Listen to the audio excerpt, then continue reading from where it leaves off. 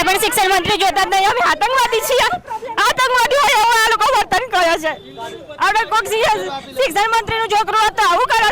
અમે અમારો ન્યાય લેવા માટે આવેલા છીએ. પૂરી થવા આવી છે, છેલ્લો ચાન્સ છે. નોકરી મળે તો આખી જિંદગી શું કરીશું?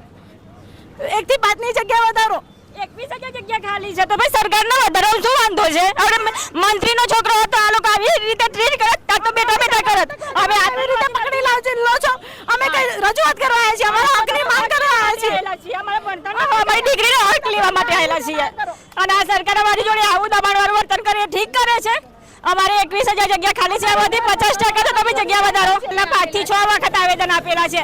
અમે VSK જઈને 5 થી 6 વખત આવેદન આપેલા છે. અમે RTI કરી છે, એમાંય અમે બધું એમને ખુલાસો આપ્યો છે કે 21,345 જગ્યા ખાલી છે. RTI ની માહિતી પ્રમાણે, અમે જૂઠું નથી બોલતા, RTI ની માહિતી પ્રમાણે 21,000 જગ્યાઓ ખાલી છે, છતાં એ લોકો 5,000 કરે છે.